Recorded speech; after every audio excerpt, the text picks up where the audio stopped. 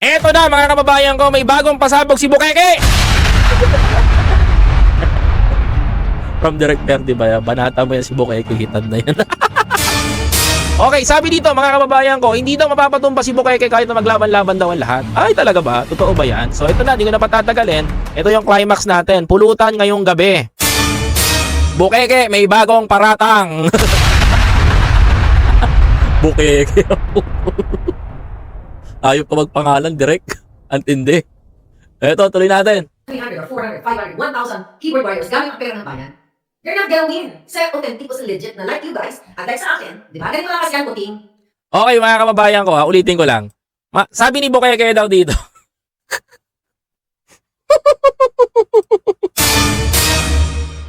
Sabi dito ni Bukeke, hindi daw matatawaran yung pagiging legit daw niya. Ay, wala namang kung may question kung legit ka o hindi, Bukeke. wala kung may question kung legit ka. No? Aminado kami, legit ka. Legit kang baliktaran. Anong sinasabi mo wala magpapatumba sa'yo? Kay Direk Perdi Valera nga lang, di ka umuubra. Kay Banat mo, hindi ka rin umubra.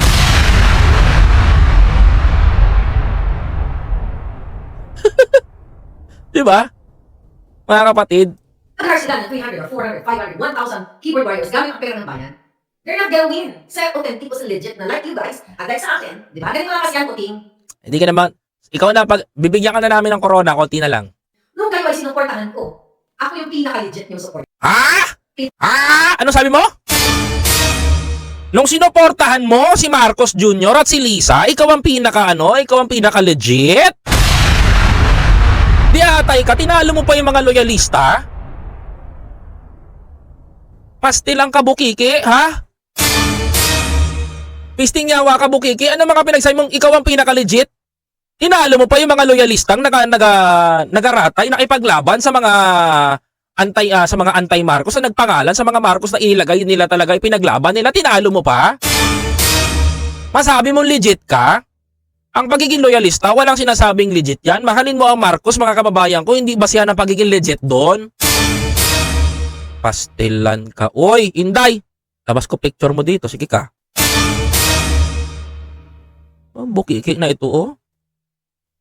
Authenticos and legit na like you guys, at like sa akin, di ba? Ganito lang kasi yan, puting. Nung kayo ay sinuportahan ko, ako yung pinaka-legit niyong supporter. Dili, kinestway na yung pagiging legit. Why? Kasi you never spend any penny Wah! for me. Oh, correct ka dyan. Dili nag-spend ng pera si Marcos Jr. sa'yo kasi wala naman siya talaga ilabas sa'yo noon.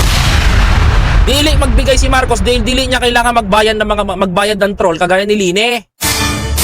Dili kailangan ni Marcos Jr. na magpaparatang, kumuha ng mga troll army para ipagtanggol siya, no? Dahil pinagtatanggol si Marcos Jr. doon ng taong bayan. Hindi kailangan ni Marcos Jr. maglabas ng pera daw kay Maharlika o kahit any penny. Penny sa ano yan eh. Dollar ang penny. Barya. Ako yung pinaka-legit niyong supporter.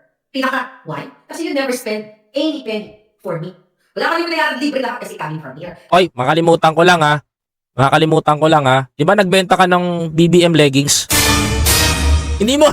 Hindi ka nga nakatanggap ng pera, totoo yun. At wala naman talagang pera. Eh, ang problema, mga kababayan ko, di ba nagbenta ka ng leggings na BBM Sara, pinagkakitaan mo sila?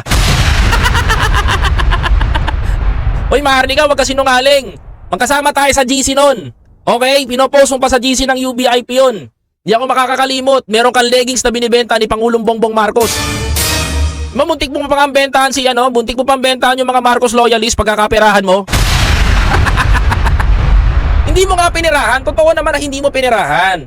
Hindi ka nang hingi ng pera kay ganito, hindi ka nang hingi ng pera kay ganyan, totoo yun. Pero tandaan mo, meron akong alam. Magkasama tayong dalawa sa UBIP na GC, Maharlika, ang binibining Maharlika pa pangalan mo doon, ang pangalan mo doon, di ba? Oh, anong ginawa mo? Di ba during the campaign, nagbebenta ka ng leggings, ang tatak BBM Sara? Di ka lang hingi, mas malaki kinita mo. Balita ko, 3.5 din ang benta mo. Akala mo, hindi ko alam? Bukeke? Tuloy. Kaya kayo mga tao, di ba? Nabudol. Actually, hindi ko sila binudol. Hindi ka nga ng budol, pero nagbenta ka naman. Binudol mo naman sa 3.5 na manipis ang tela na leggings. Walang binubudol si Marcos. Ikaw ang totoo ng budol. Hindi, totoo lang ako mga kababayan ha. Totoo lang tayo ha. Hindi, totoo sinasabi ko. Ang dami magpapatunay nun sa GC namin nun. Nagbebenta ng leggings yan mga kapatid. Nagbebenta ng leggings sa kaliwa, si BBM, sa kanan, si Sara, mga kababayan ko. Biruin mo, binentahan niya, online pa yan ha. O, sino mga naka-order nito sa ibang bansa, yung BBM Sara leggings na kumalat, produkto ni Maharlika yun. Hindi ka nga nanghingi ng pera, wala ka natanggap ng pera. Ang totoo, pinagkaperahan mo sila, nagbenta ka talaga nun. O, di ba? Andiyan si Banat Boy, o. Tingnan nyo, naaalala ko si Binibining Maharlika, di ba? May magpapatunay niya, nasa GC ng UBIP yan. Mga kapatid, hindi mo nga sila pinirahan, pero ang totoo nun, ang ginawa mo talaga matindi, nagbenta ka ng produkto nila. Tapos isusumbat mo kay Pangulong Marcos yung M&M na pinamigay mo sa mga tao. Nilagyan mo mas marami pang BBM. Mas marami ka kasing kinita dun sa leggings. Biruin mo, bumili, parang ganito lang yan eh. Parang bumili ka sa Divisoria ng leggings, tapos pinaprintan mo ng BBM Sara, dinala mo sa US, tapos sasabihin mo, ang presyo 3,500 mga kababayan. Ganong katindi siya gumawa ng pera mga kababayan nung kampanya. 'Di ba? Tapos magsusumbat ka pa kay Abel, Hindi ka na nagpasalamat kayong dalawa ni Jospit na pinatira kay sa kondo eh, 'di ba mga kapatid? Tuloy. Ano ang budol? Sinisiyan ko ng tao dahil, sama na. Sisisihin ka ng tao, Bukeke, dahil sa ginagawa mo pakikipag-away. Eh sino ba naman tao na kapanigang ka? Alam mo, nakaupo si Marcos Jr., babanata mo. Eh, natural, nagtatrabaho yun, nakikita ng taong bayan, tapos sisiraan mo sa social media. Di babanatan ka talaga ng taong bayan? Walang naninira sa'yo, ikaw ang sumira sa sarili mo. Talaga si Bukeke, sarap itali. Tuloy. Kasi I speak from the heart. Okay? Ha? Now, fast forward. You speak from your heart? Bakit? Kailan pa nagsalita yung puso? Kailan pa bumubo ka yan? Baka yung nguso sa baba mo. Bumo ka? Kasi naalala ko, ito si Bukeke. Labas ko kaya yung picture nito. Sinunod ko kay Banat Boy. Brales. As in, wala talaga. Sinunod ko kay Banat Boy. Ewan ko, tatawanan mamaya ni Banat Boy yan. May tilapia po na walang damit. Nagulat talaga ako dun. Ako may skandal lang eh. Si Maharlika talaga may skandal. Kahit ako, nasyak ako dun mga kapatid. Ewan ko, pasa ko kay Direk Perde nga yan. Then promise, scandal po yung nakita ko na yun. Kaya pinasa ko po sa kanila eh. Ayoko ilabas dito eh.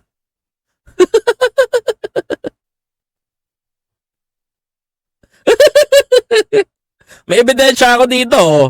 Oh, bakit? Akala mo nagtatago kami? Oh, ayan oh.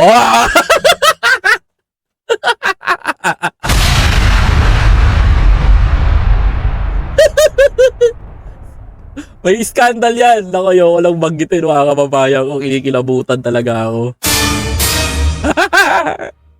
Ayoko.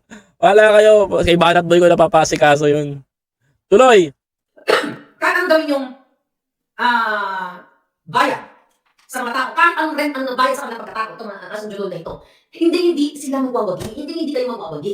Kasi, mga kaibigan, sa panahon ngayon, even sa, ngayon, dahil social media na tayo ngayon, number one factor ang social media, kaya bagsak ako din. Bagsak ang rating ni Kuting? Paano mangyayaring bagsak ang rating ni Kuting, mga kababayan ko? Paano bagsak ang rating ni Kuting? Paano mangyayaring bagsak ang rating ni Kuting? Tumataas nga ngayon. Ay, Diyos ko, wag mong inaaway si Mami PR. Ako awayan mo, wag yung subscriber ko. Sabi mo kung ikaw ay ako isa sa mga, hindi naman talaga ako nagpanalo sa'yo, dahil Smartmatic ang nagpanalo sa'yo. Smartmatic? Paano gagawin na Smartmatic yun? Diba? Nalason ka na ni Glenchong. Tuloy. Nag-contribute dahil dumami ang iyong mga kakilala sa'yo. Right? Kahit pa paano, kinakaroon mo ng batugan at ngiwi-ngiwi. Ngayon. Batugan, ngiwi-ngiwi. Sa sobrang sipag mo, pinagkapirahan mo nga nung kampanya si Marcos.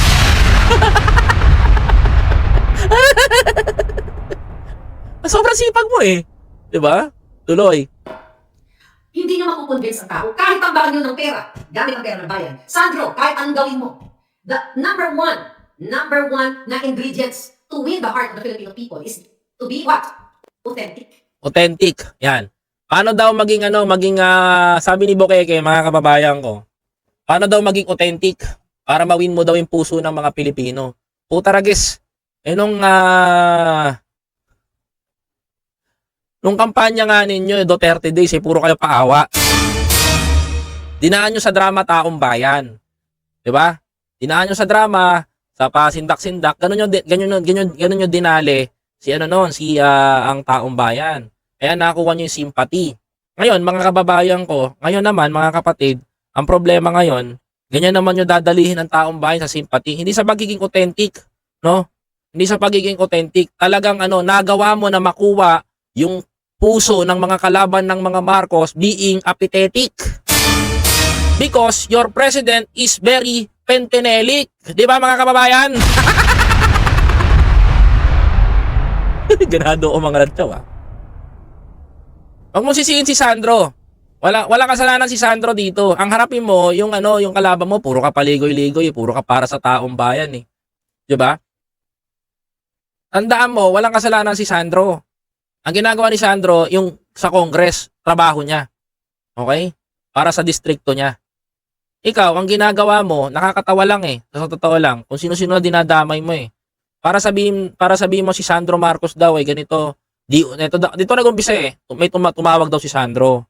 Di umano sa mga tao ganito, ganyan. Nas naka-receive sa kanya. Automatic, mga kababayan ko, if they have no voice call, mga kababayan, di na-record, ibig sabihin nito, lahat ng kwento nadadagdagan. Gagawin talaga ni Maharlika yun. Because, gusto niya iwin yung puso ng taong bayan because she is a pathetic. Because she support the president pentenelic.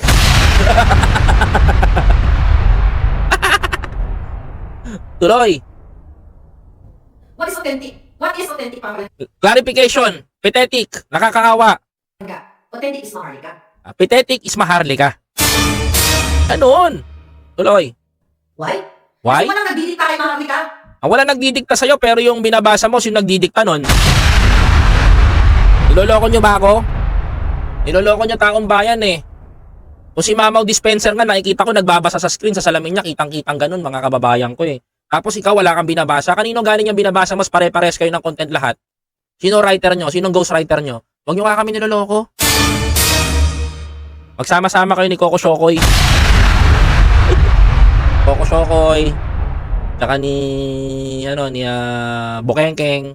Tsaka ni Sapot. Oh, 'di ba? Kompleto na kayo. Huwag nyo na isama si Bagoong Lipunan. Malay nyo, ilaglag kayo niyan.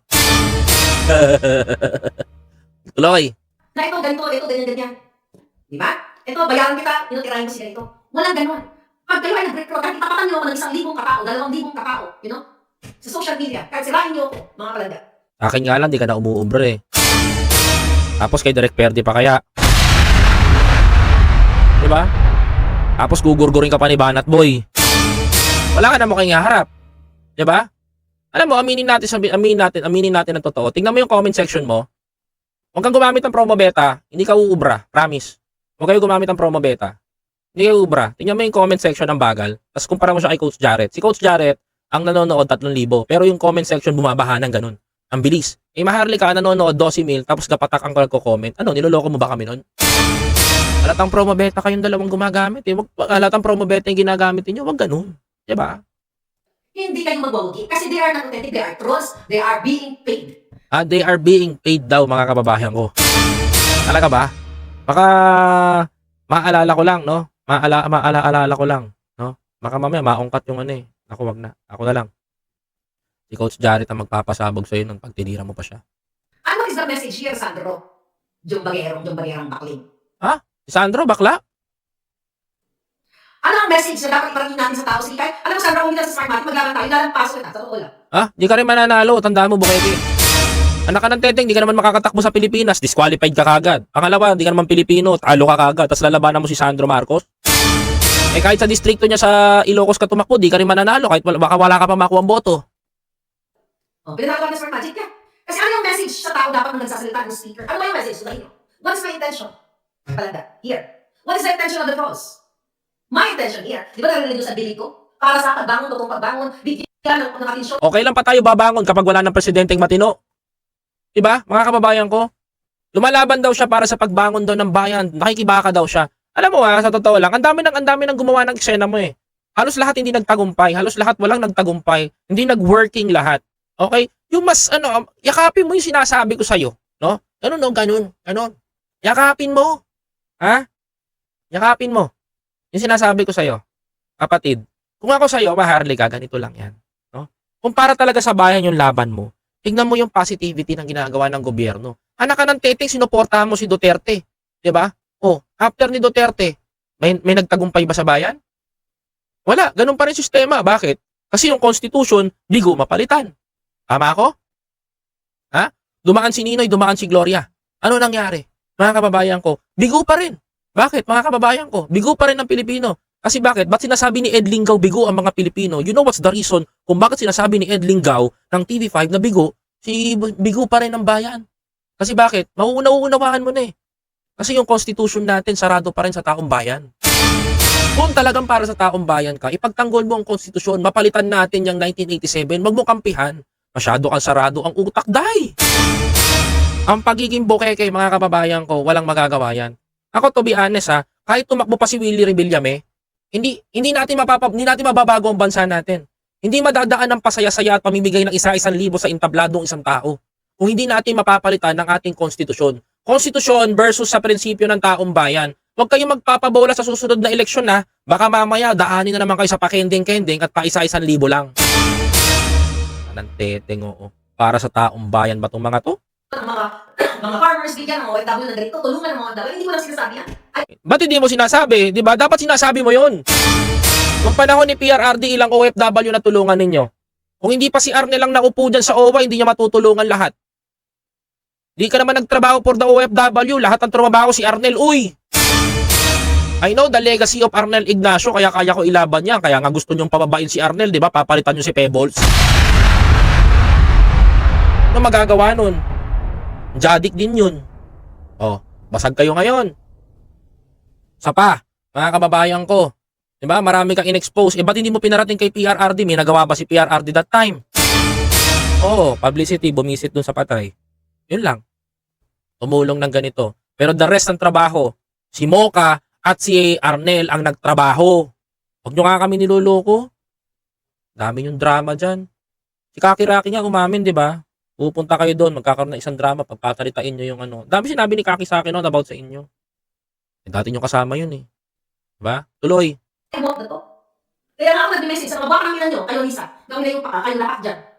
Na pinutol nyo ang access ng OFW. Kasi yun ang Bakit ikaw ba ang access ng OFW sa bansa? Paano ka naging access ng OFW sa bansa? Aminin mo, wala ka na kasing milyon nakikitain na dolyar. Okay? Wala ka nakikitain na malaking pera sa dolyar. That's true. No, hindi connection ng FB page mo ng mga OFW. Dahil kahit anong ngak-ngak mo, bunganga mo lang yan, hindi yan matutulungan sa Pilipinas. Ang ituro mo dapat sa kanila, paano kumontak sa OWA, paano kumontak sa DMW. Hindi ka naman opisyal ng gobyerno natin, pumapapil ka. Ano ba naman to si Bukeke? Kausapin nyo nga ito na matino. Tuloy. ko. Matulungan to ang tao. Totoo yun. Yun yung message na hindi nyo kaya gibayin. Na parang trolls na pwedeng tumapat, Sandro. Walang trolls na pwedeng tumapat, Sandro. Sabi ko nga sa'yo, ang daming ang tumatapat sa'yo, hindi ka lang pinapatulan ng todo. Eh kagaya ngayon, pinagtitripan lang kita dito. Hindi pala masakit yung ginagawa namin. Walang trolls na papatol sa amin. Pero nung yung PDS namin, pinagtatawanan mo ko, pinapatulan mo ko, pikon na pikong ka. Gigil na gigil ka. 'Di ba? Kasi kami, nakaabot yung PDS namin doon. Kasi kami, hinahire kami dati noon para alagaan yung mga vlogger. Kaso anong ginawa mo? Makasarili ka, sinira mo.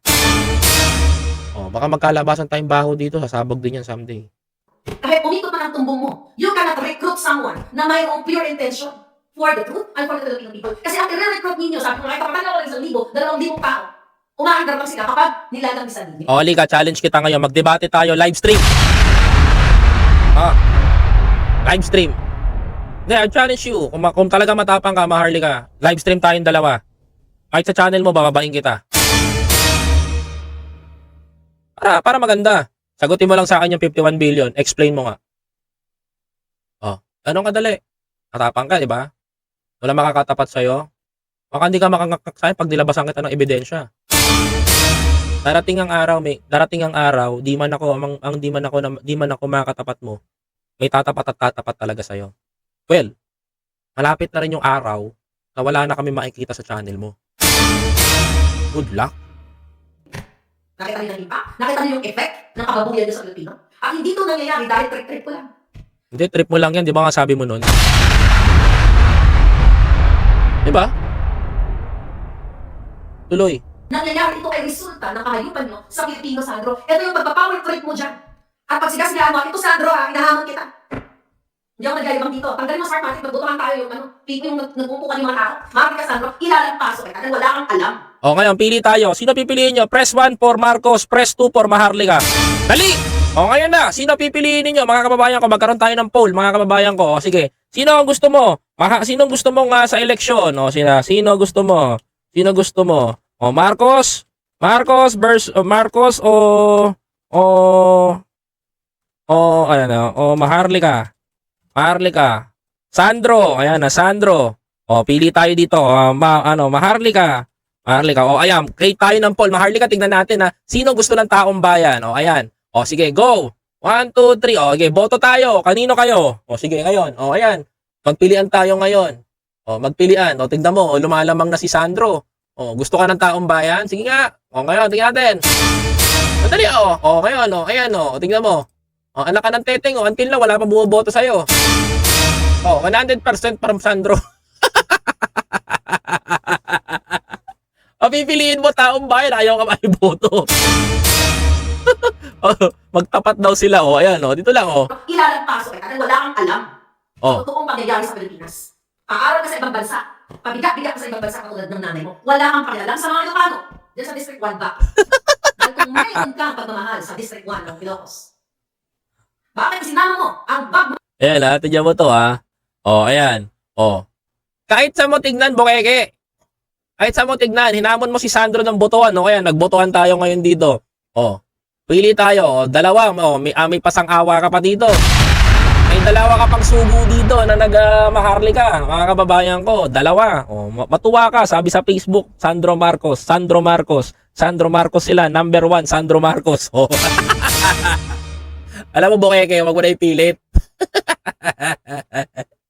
Wala ka nang magagawa. Hanggang dyan ka na lang. Huwag mo hamunin si Sandro. Hindi ka papatulan nun kasi tinatawanan ka lang nun. No? Tingnan mo mga kababayan ko. Tingnan mo yung taga-suporta mo. Lumayas pa. Lumipat pa tuloy yung taga-suporta mo. O, kita mo. Sandro Marcos, sabi no. O, pumili kayo sino ang gusto nyong maging kandidato. Sino ang mananalo. O, Sandro Marcos o Maharlika. O, 1%. Ibig sabihin, isang tao, 1% lang ang boto sa'yo ngayon kung nagkataon. O, number 2, mga kababayan ko, kung si Sandro Marcos ang pinili, o 99.99% mga kababayan ko, panis. Kaya wag ka na magangad na may boboto sa'yo, tatagilid ka lang hitat kung ako sa'yo. Tigil mo yung kahibangan mo, promise. Walang magagawan tulong yan, tulog mo na yan. Ganun lang kadali yun.